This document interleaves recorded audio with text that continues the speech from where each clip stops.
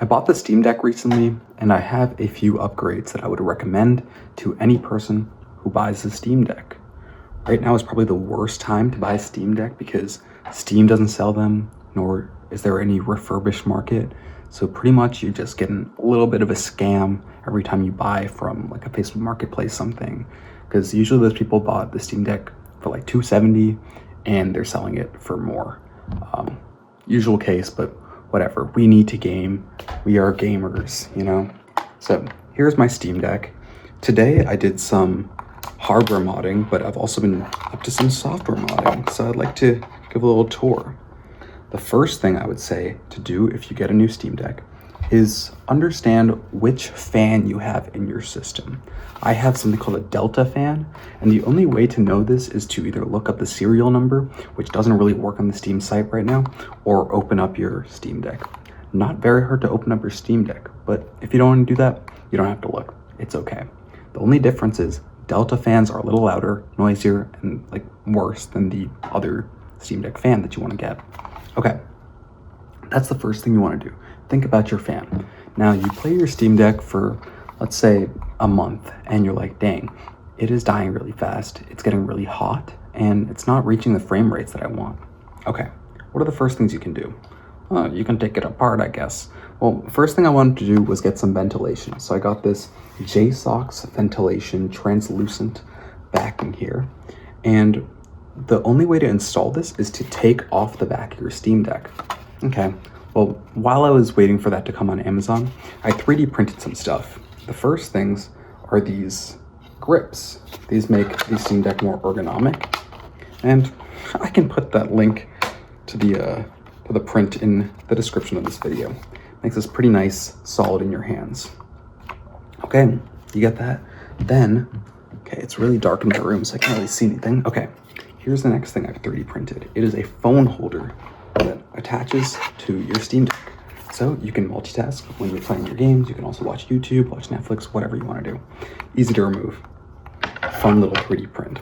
Okay, now that your Amazon package has arrived, you are able to take off your back plate. You can take this off, you can see what kind of fan you have. You're like, oh, okay. You can put this on and get some nice ventilation. Now this can reduce the temperatures internally to 5 degrees Celsius less. Very helpful in getting your system cool. But I want to get it cooler. Well, that's when you get introduced to thermal paste. And what is thermal paste? It is, I believe, the coating that is on your technology things inside your Steam Deck, and it allows conduction to happen and the heat gets emitted that way. Well, this has some okay mid thermal paste, and a lot of people do this common upgrade called the PTM 7950 thermal pad upgrade. PTM 7950 is a thermal pad that uses some kind of special technology where it phase changes and it makes your thermal cooling way better.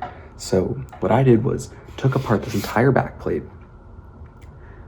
took it apart, took all the screws out and everything, unscrewed everything basically inside, unplugged the battery, took off the old paste with some isopropyl alcohol, put on this new pad, stuck it on there, cut it out, stuck it on there, put everything back, screwed everything back in, made a bunch of mistakes, but hey, we live and we learn, and now we have a super cool little Steam Deck.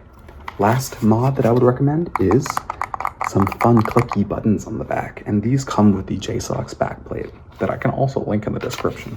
So fun little stuff. Okay, now we want to see what is internally different on the Steam Deck. Okay, there might be glare. Oops, there might be glare because I have flash on. I'm sure there is glare. Well, you can see that it loaded into Tomodachi Life, which is already interesting because that's a Nintendo game. Nintendo, don't watch this video. But first things I would do if I was getting a new Steam Deck is, okay, you install all your Steam games that you want to play on your Steam Deck. Well, there are more things you can do. The first thing you want to do is install Ducky. I forget really how to install Ducky, but you can Google it. It's in the plugins area, and you can see all these things. Not Ducky, Decky. You can install Decky. And Decky is this thing where I remember now. You go to the desktop mode of your Steam Deck, which is if you click desktop, you click power, and then you click switch to desktop mode. It's basically a whole nother computer inside your Steam Deck. You download Decky, and that can be accessed as a plugin on the normal game area interface, which is really cool. And here, Decky has a whole library of things you can add. Whole bunch of videos on this, but I'll cover it quick. There's all these different things. What I did was go to most downloaded, went to the top, search for most downloaded, downloaded all those things. Some examples are Steam Grid DB, which helps you change how your Steam Deck looks.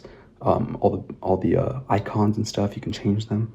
The next best one is the CSS loader, which has all these preset plugins where you can just change how things look. Like you can change the colors of your icons. You can see that my brightness bar is all like neon and like cool looking. I don't know what else. And then there is, how do I get there? Then there is Proton DB, which tells you which games are optimized for the Steam Deck, which the Steam interface does not really do very well. Finally, there is, Vibrant Deck, which makes your Steam Deck more vibrant. There is Volume Mixer, which I've been using. I think the Steam Grid DB also, there's a way to like change the art and stuff. There's another one for art. I don't know which one that is. And finally, Decky FLSFG-VK. That is a plugin that works with a Steam app that you can buy for $7, and it's kind of worth it. When there are Steam games that cap at frame rates, this uses some weird AI software that makes the frame rates be more cohesive, and it pretty much doubles your frame rate by using AI to guess what's in between each frame. If you put it on like a 2x setting, it's really nice. 3 times, anything more than that is a little much. So these are all the things I would do if I was in the Steam Deck new. I hope this helps any Steam Deck new buyers.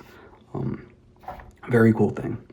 Magic Black is also good for your OLED screen, making sure everything is turned off and all the pixels are off and everything. So a lot of things said.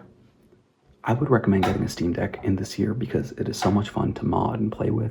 And also, you get to play all your games on the go. I can play my games wherever I am. So, shout out the Steam Deck. I hope you got one too.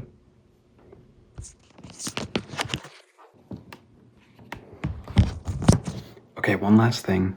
I just remembered, okay, 2 last things. I just remembered that the thing that helps you change your art is in CSS Loader, but you have to also download it at that Decky store. It's called Art Hero, and it's really cool because you can change whatever types of things you want, make it aesthetic. So right now, I like changed the picture for Tomodachi Life. What else? I changed the picture for like Lego Star Wars.